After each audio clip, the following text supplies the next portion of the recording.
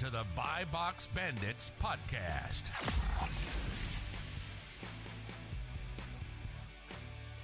What's up, everyone? Welcome back to the Buy Box Bandits podcast. Last episode was actually episode 50. We didn't realize it.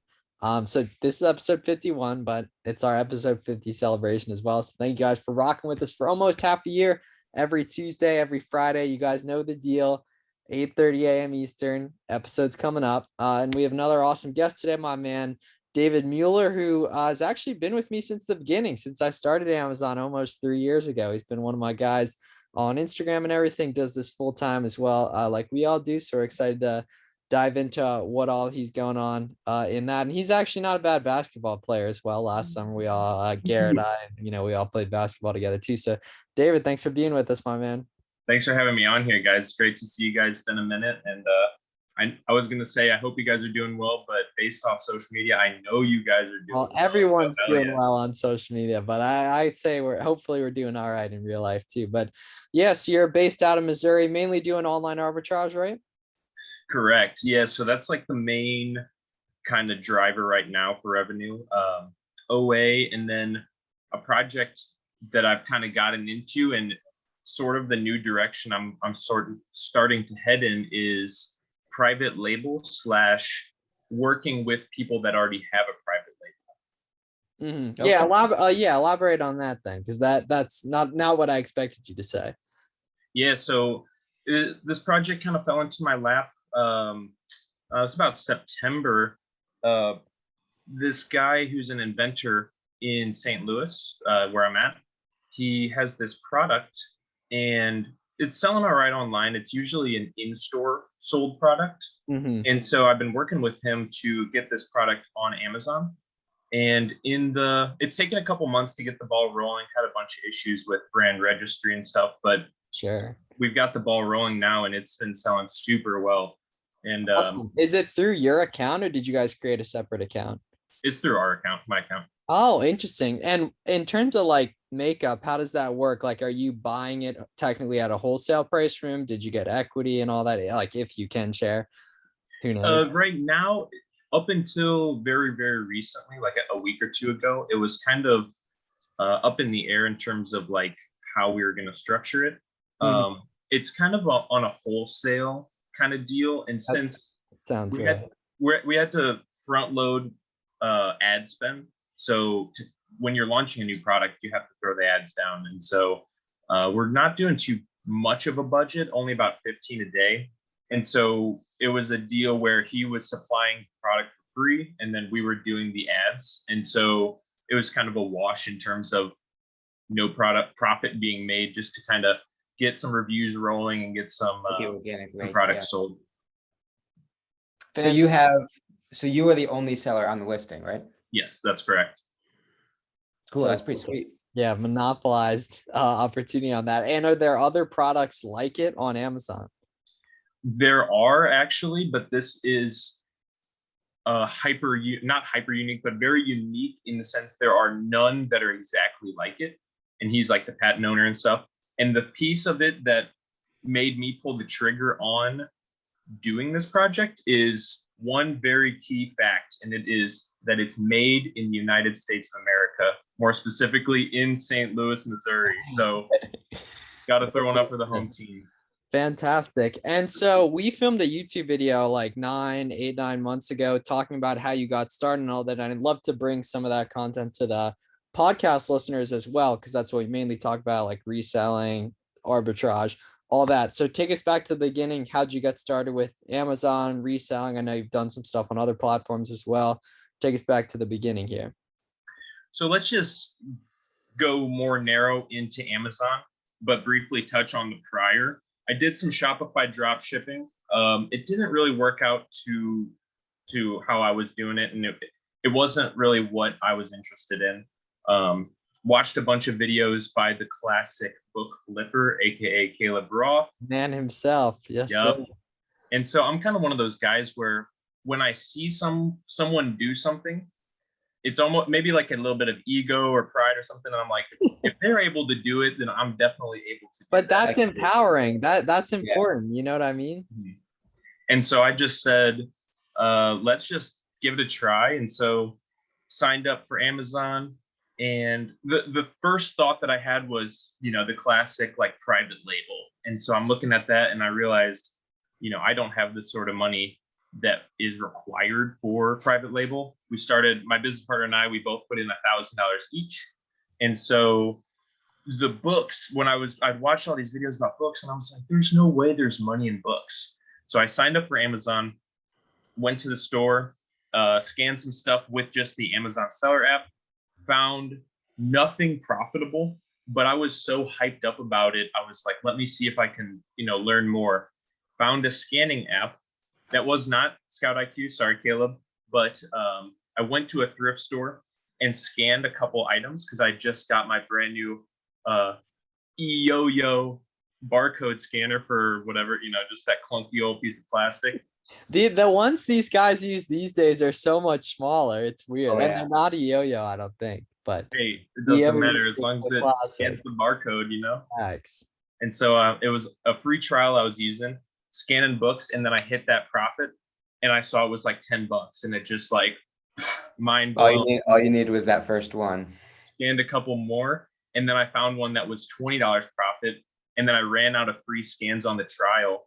And I was like, I literally, the books that I found so far have paid for the trial. So on the spot, I'm in the thrift store, signed into my PayPal, paid for the app, scanned the rest of the place, and then basically to go on in history, at that time I was focused on doing network engineering, was like what I was going to school for. And so I was really wanting to pursue that path. But at the same time, I'm doing this entrepreneurial stuff with Amazon.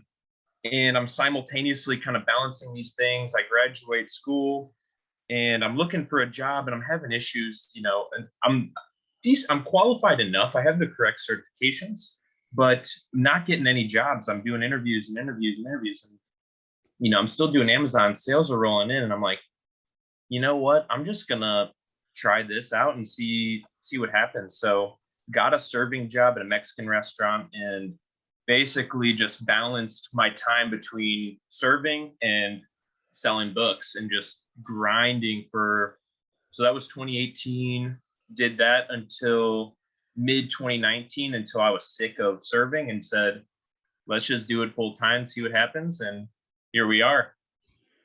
And so correct me if I'm wrong, but you started off heavy RA, right? I would say more so heavy books. And also RA, like kind of on the side.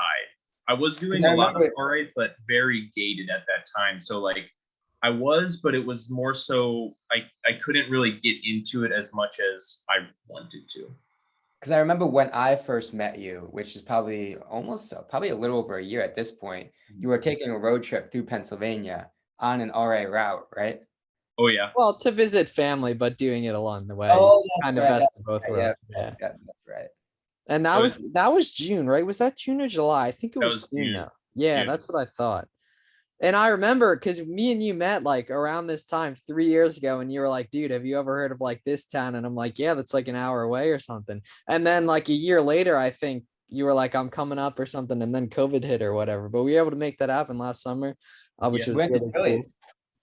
Yeah, we did go to your favorite place. Yeah. Real. And so that was like you getting started. Talk about the transition from like books into like more traditional arbitrage, this type of stuff we all do now, because that's something a lot of our viewers have dealt with or looking to overcome, or looking to go through in the future. So it's kind of an interesting situation. What happened?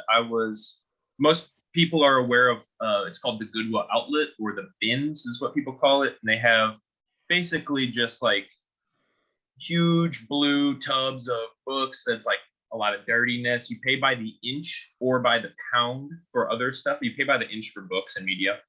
And so every Tuesday and Thursday, like on the dot, I was there early every single day. First person in there, running to the books, getting the textbooks. Was doing that for just about a year.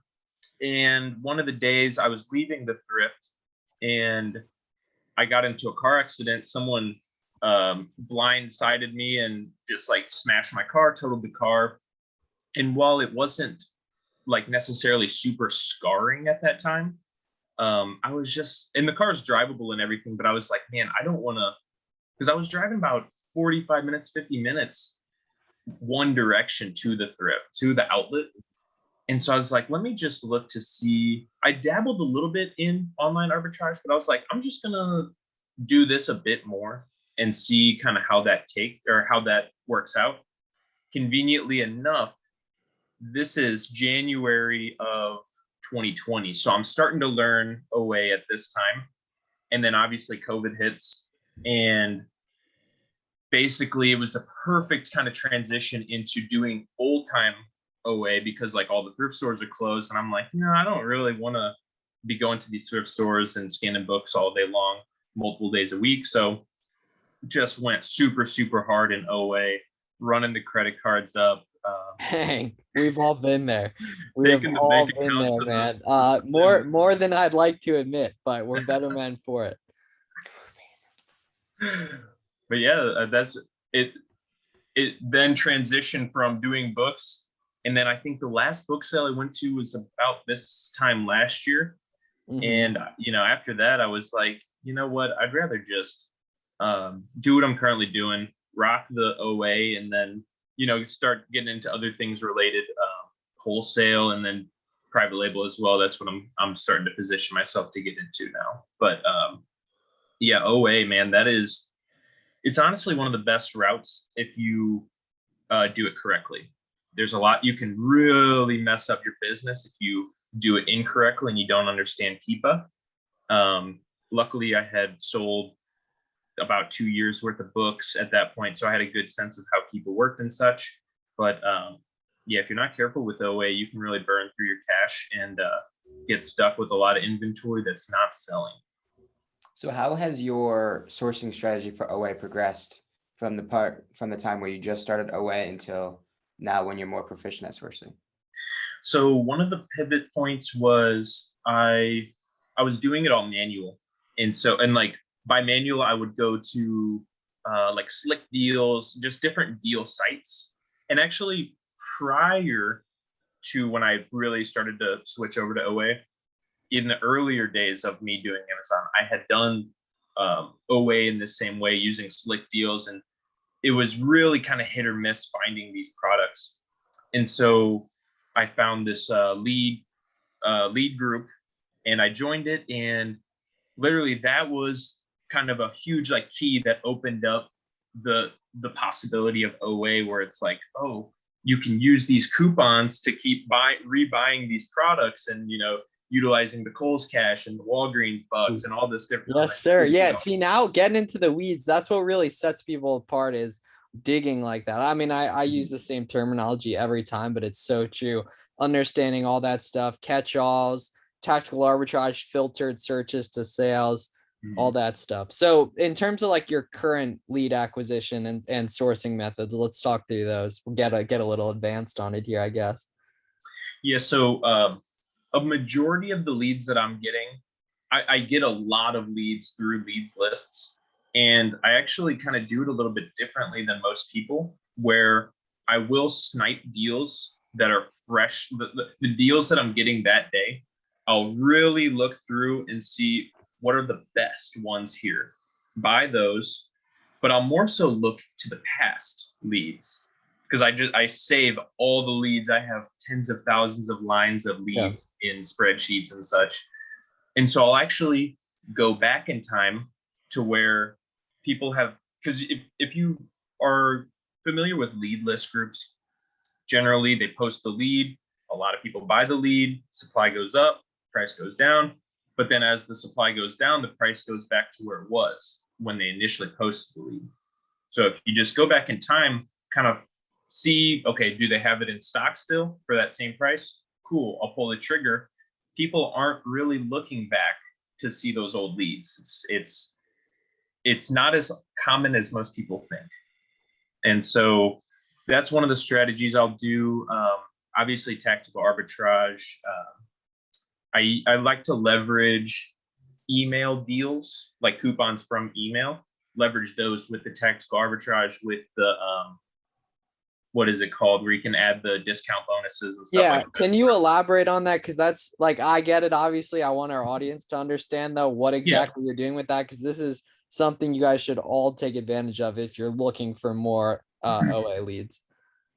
I'll just give the direct free game right here. Then you go to, so when you sign up for these different accounts, Walmart is not the example because they don't need to. Yeah, they get enough traffic to begin with. Yeah, it's like the Walgreens, Target has a lot of them, even though Target will probably ban you eventually.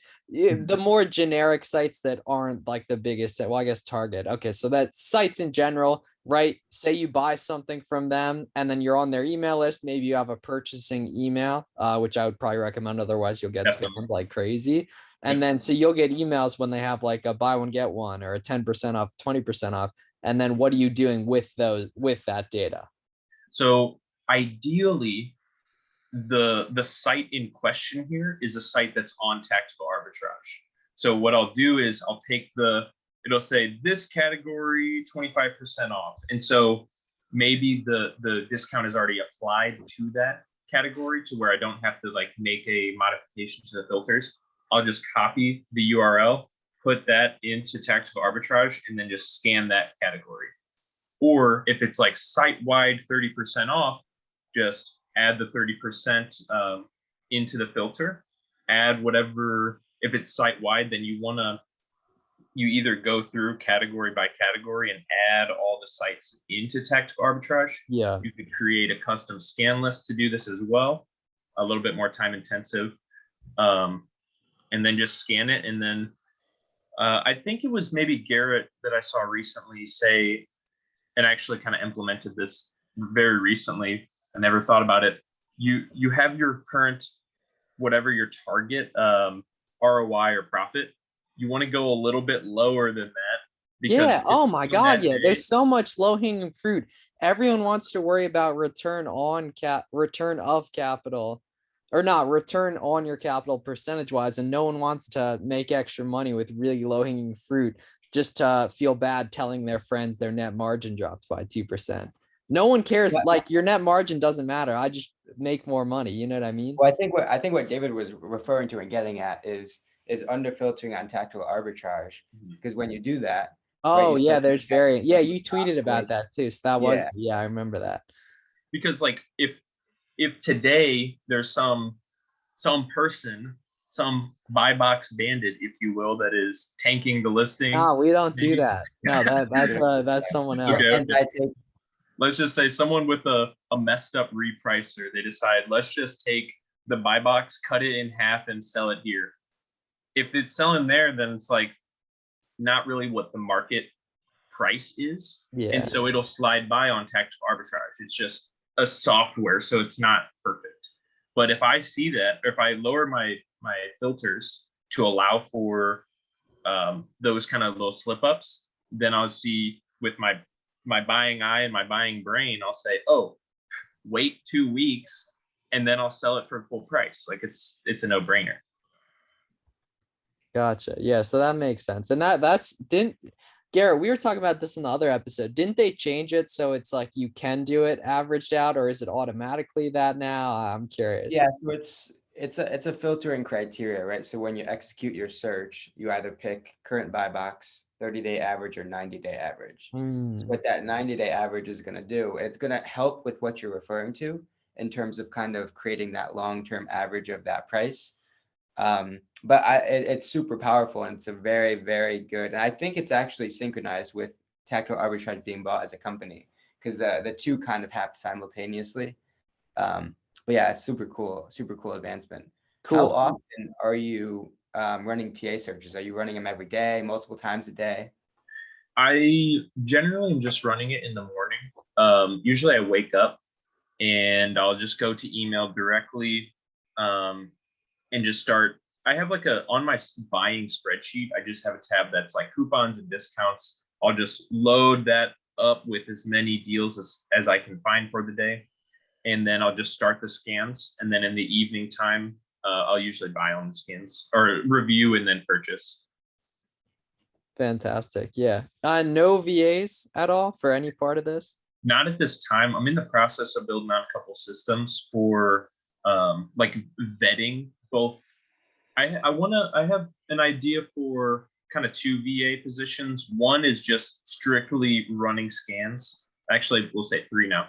Running scans as one VA, another VA as kind of a first level review, and then the third VA is just like vetting all the leads that I currently One have. person can do all that. You think so? One person. Yeah, keep it lean, man. Okay. Lean. And tech stack, what all do you have going on?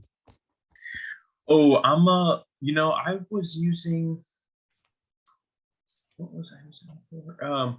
I got RevSeller. That's like probably one of my favorite all-in-one kind of calculator, profit calculator, all that kind of stuff. Keepa, obviously, that's just like a no-brainer. And then, what are you repricing with? Oh, be cool. Always. Definitely be cool. And then Inventory Lab, anything else? Inventory Lab Classic. Yeah. I'm trying to think. Do you reverse search and like do stuff manually? I definitely do manual searches as well. More specifically on sites that are not tactical arbitrage. So I have a handful of different like cosmetic websites that are not on tactical arbitrage. And so I usually will, when they have deals going on, I'll first go to my Amazon inventory, just like on the inventory page, and I'll see, okay, what can I replenish? That's the first line. And then the second is, besides these products, what are some new products? So I'll just manually search those. As for reverse search, I've done it a bit, but I haven't really had too much luck with it. You need to do it more because you're dealing with so much lead flow. That's so much to reverse source. Okay. That's so much low hanging fruit you're leaving on the table. You know what I mean? I would think, yeah. Every single product you have is essentially a study guide, right? It yeah, opens up for real. A list of sellers that are selling theoretically profitable items that you can learn from. So what you do is like how many SKUs ballpark, like 500, 700, 300, like what ballpark in terms of SKUs you carry? Obviously not that innovations. Active at least 1,000. 1,000? You gotta go. Like, I mean, in terms of like, this is the way I think about it. Well, he's probably got one less than that. Yeah. You probably have some books in that, right? Oh yeah, books don't really. Count. No book. Not really. Wow. So you're wide as anything. So you have like, you theoretically, is it capital is the issue in scaling? Because if you can like over 1,000 SKUs, like that's like crazy volume potential if those have the potential to go deeper on stuff. Yeah, and so I mean a lot of the stuff too. Well, when was that issue? There was a big like storage situation that cracked down heavy. Restock limits and such. Yeah, and there's more stuff coming with that too. And that's once again, like what like are you buying stuff over 100K rank? You must be. I would feel. Oh yeah, for sure. Oh okay, cool. All right, so that makes sense. Yeah. I mean, yeah, because we have a big portion of the business that is not the FBA is the largest share, but we do a lot of merchant fulfill, especially with like higher ticket items. Yeah. Like if it's like a collectible item, or a higher value cosmetic, makeup, something like that. If you merchant fulfill it, your returns are just like not even halved. They're almost like cut down to zero because like we are controlling. It's just like point A to point B versus point A on the UPS truck to the UPS stores, boom, boom, boom, boom, boom, to the first fulfillment center, the next one, then to the customer. Yeah. So if you think that products aren't getting damaged in that instant, you're crazy. Yeah, I feel that. And like high ticket, what's that? Because I have an idea of that, and we've had some other people that have mentioned that. Because like a lot of people won't buy like a unit that's like 100, 150, something like that. And even like over 50, because a lot of people's average sale price, like mine's under 50. I know a lot of like big people's, it's way lower with like small and light and everything. Ours, if I were to look at 2021, our ASP was about $35, just like across the board. Yeah. I have no problem personally pulling trigger on like $50 to $100 you like per like the buy cost of the product. If the numbers work out and the sales rank is good and the sell, if all the numbers look good, then I have no problem. Capital isn't a huge issue at this time. But I mean, that's because you have that built up experience, right? And you've looked Correct. at enough thousands of Keepa graphs where you have that sort of confidence, right? Definitely. One thing we always talk about, especially with our newer sellers that we work with, is right when you're getting started, there's no sense in looking that high because that's just more risk that you're taking on, right? Yeah. Five $50 risks or five $50 mistakes is a lot more significant, especially when you're getting started, than five $15 mistakes, right? Correct. But yeah, that's interesting. Do you think your ASP is going to be about the same this year, or is it going to be tracking higher? Actually, if I look at year to date at this very moment, it's about 41. Actually, I was looking at it the other day, but honestly, I think it'll probably come down a bit. And what net margin are you targeting and getting? Roughly. So last year I think it was about 17 was like the net. Like yeah, that's right about ours. Margin. Yeah, that's right around what ours is. Right now I'm actually looking to shrink that down a little bit to like 15. Yeah, definitely. Yeah, because when you're good at finding stuff, it's just low-hanging fruit. It's just deploying capital better because ease of purchase. Garrett and I have been chopping it up on this like crazy, but it's so much easier and so much more fun to just click buy than spend way more time finding stuff to probably make relatively the same, but spend less time and just sell through more stuff because you can buy way more when your target margin's lower, which grows your top line, which shows your bottom line. Even though that proportionally in the Amazon dictionary, it's a word everyone. I said ease of purchase is officially in the Amazon dictionary. The people driving around doing RA all day to make 40% ROI aren't gonna like that, but and there's obviously not one way to skin a cat.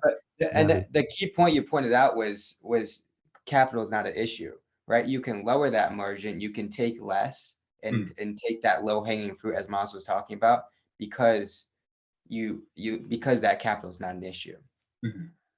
Yeah, Amazon actually new to the buy box Bandit. Amazon offered your boy a loan the other day. Have they offered you loans, David?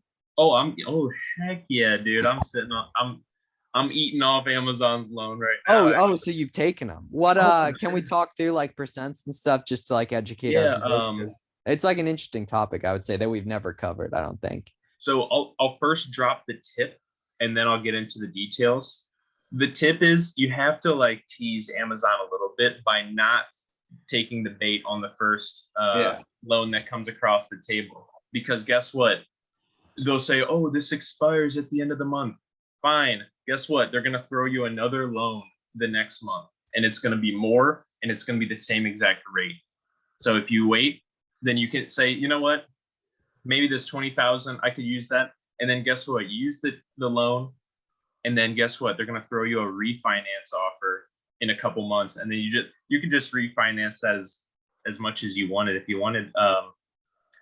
But you have to keep in mind that if you refinance it up high enough, like you're paying it directly out of your Amazon payouts. So if you can't afford a large payment, like a large loan payment each month to be coming out of your deposits essentially, then you just have to run your numbers and make sure you're not crunching your capital too. Yeah, it comes out to less than 1% a month, which is cool. Like so they offered me 15 grand at it was like 8.99 APR, but it was only a 3-month term. Which I don't know if I want to even deal with like that stress in my life. Like for only 3 months. No stress. It's not a huge deal. So I got the numbers here exact. Like I'm just looking at it right now. We got a $71,000 loan for 11.99 on APR. Yeah. Is it Goldman Sachs or Amazon themselves? This is through Amazon. Wow. So they rock with you heavy. They're like, yeah, we'll throw this dude pebbles to me. 15K. And I've refinanced it. Looking at it right now, I see the first loan we took was 19. The second was 40. And now this third one is 71. So I just keep refinancing it just because it makes sense. Usually at that time, I'm like, man, could really go for some more capital right now. And then it's usually like, boom, they hit me with that refi, and I'm like, So yeah, what are you like? You'll probably break out to like 70, 80, 100K a month pretty soon then with that capital infusion. yeah. And actually, I won't go into the more details, but Yeah. Cabbage through American Express. There's a lending arm of American Express. It's called I'm sure. Cabbage with Yeah. a K. They threw us a big bone. That's Wow. all I'll say. They threw us a big bone. Yeah, So you said you want to do an M this year. So that's like with that kind of capital, obviously deployed correctly, that is very doable and everything. yeah, the capital, that's why I said the capital is not an issue at this moment. And actually I'm a bit on the conservative edge at this second, just because I'm looking to move into a warehouse. And so I want to have an idea, or like know what are my costs going to be on a monthly basis before I just start throwing this money into inventory. Yeah. And are you paying sales tax? Does Missouri have sales tax on a lot of these items? Yes. And would definitely. you take on employees if you warehoused? Yeah, so I would have, Because you'd probably save money Yeah. doing the prep center then. I'm working with the prep center in Oregon. Yeah, right tax free. I think you would save money. Like I did the math myself because like, all right, warehouse is probably like $2,000, employee at least like $1,000, 1,500, even part-time. You know what I mean? So that's 3,500 right there. That's all right. Like you got to consider how many units you're gonna send. You know what I mean? Like, I don't know. That's something I definitely thought of. And I ultimately ended up going the prep center route, which I've started this week. But that's an interesting conundrum there. But yeah, because what's Missouri Missouri sales tax. It's about 2 point, or sorry, Oh, that's like nothing. 4.225. That's Okay, still, I that's still mean, not bad. Not yeah, bad. that's still, I wouldn't want to, obviously I'd be, but yeah, depending on, I think so. ASP 40, like you said, right? So like, let's call it average units, like 16, probably 15 to 20, something like that. Yeah. So I don't know, I'm thinking it's interesting stuff. And this is why I like talking to people that do the exact same thing Garrett and I do with the OA and everything, because we can really dig into like stuff that's really relevant for us too. Definitely. It's kind of for me, like I am onboarded with the prep center right now, and I utilize them to an extent. What's tricky is that sometimes I'm taxed at 4.2%. Sometimes I'm taxed at my local sales tax, which is 9%. Oh, So yeah. it's So, like, dude, holy yeah, cow. that's But even big still, right? So take your 4%, Mhm. right? If you most prep centers are gonna be like $1.50, $1.75. Yeah. Right. So if you divide the 150 by that 4%. big brain here. That Dennis put means the crickets. Oh, that means your break even point is $37.50, $37.50. and Right, that's so not even essentially- counting the time investment, the headspace of So the warehouse. essentially, right, if you look at $37.50, anything over that price point, you're going to be paying more in sales tax than you would be to a prep center, which costs $1.50. Anything lower, You're saying the sales price above 37.50? correct? Yeah, if we're using that as a break even buy cost, anything Buy cost. Yeah. So that it'd be different, obviously. But even if you pay $1,000 extra a month, the headspace, you gotta consider what the commute, dude. Commutes suck. And we're out like, obviously, I don't want to be sitting here like telling you what to do and stuff. But like when it's very relevant to us, I like to give my input on like how I think about it and such too. It's the warehouse is more the largest. Great for content. Oh my God, it'd be great for content. Right now we're operating out of a basement. So you think about this, every time a shipment is to be done, the products have to come in through the front door, go to the basement, action happens, they have to go back up the steps, and then they can get picked up. So literally by removing that stair will just, I think, double productivity. That's we just actually need the a production segue. space. And we talked about this offline, but can you give us a perspective in terms of how you and your partner kind of break up Yeah, because I responsibility? don't think we've ever I don't think we talked through like, and a lot of people ask me, and typically I'm like, I'd say just do it on, especially if they're like brand new, you know what I mean? But like, yeah, well, I guess you have a partner too, and that works great for you guys. So yeah, let's talk through all that. I'm curious on that. So we a lot of the sourcing responsibility is for me. I do a lot of the sourcing during the daytime, and then the partner does a lot of prep and also a lot of the shipping.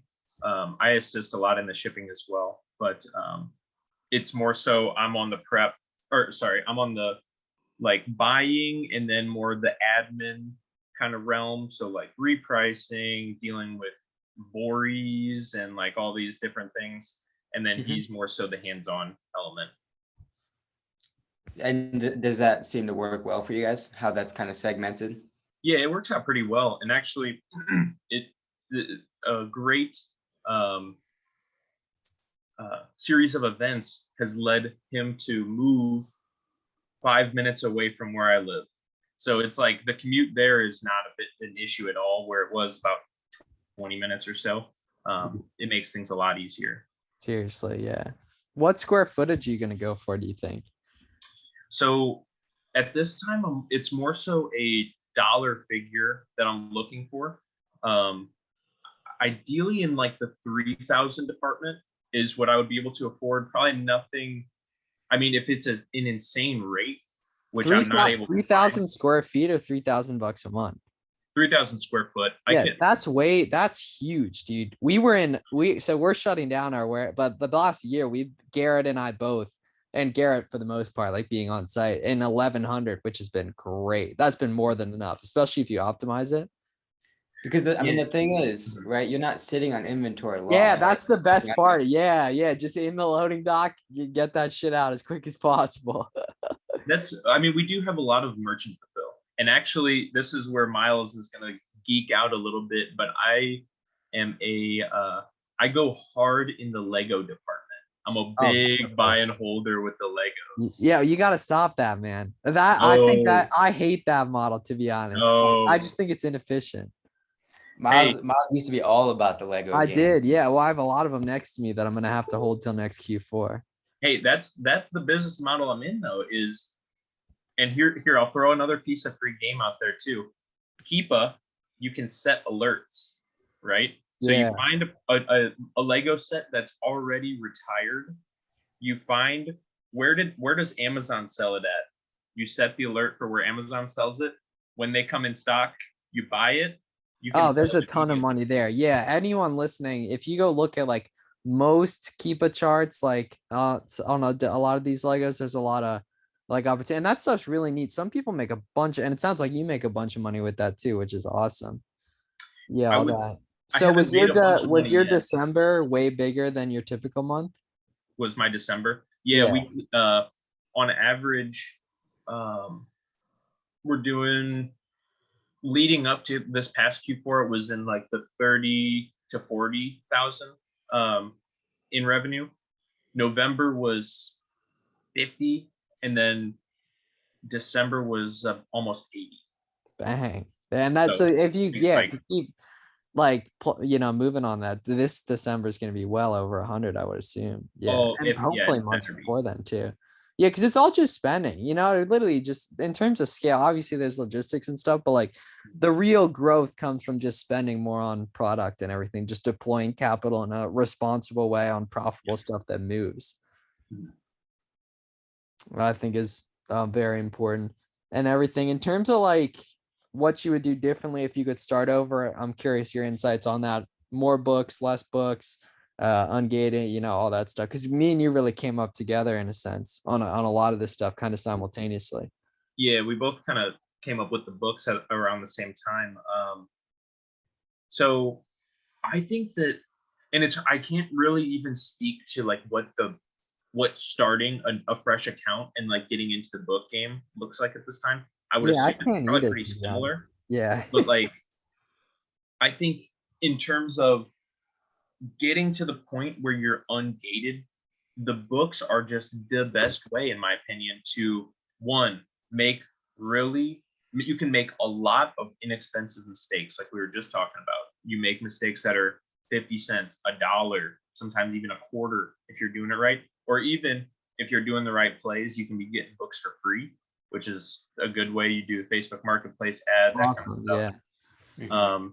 You can make a lot of, and it's all about viewing and reading as many Keepa graphs as you possibly can. And when I first heard that, when I first started, I was like, well, how do I do that exactly? Like, how do I read and how do I interpret these? You just look at it, right? And you have to kind of look at how the trends work. You look at a lot of different ones and you'll start to see different similarities. So you see the supply is spiking up like that, but then the price is also coming down at the same time. Odd. Why did this happen? Ask yourself questions like what could have prompted this? It's like ivermectin, for example. I sold some of that at the time that Joe Rogan made the thing about it. You see ivermectin, boom, the supply dropped off. Like every ivermectin listing was out of stock right whenever Joe Rogan like talked about on his podcast. Well, that's obvious. So then when it comes back in stock, it's selling at a crazy rank for a super high price. So like there's different things you have to be kind of aware of in a sense, like, oh, the rank goes all the way down for this toy in December. Why is that? Christmas, okay? And then the rank goes back up in January. Yeah, because they don't want this Frozen doll in February or whatever, because the kid already got the toy. So like you have to just be a little intuitive and just like use your brain a little bit and just look at as many Keepa graphs as possible. Yeah, I like that. Time under the bar, as the gym folks would say, I guess. Yeah.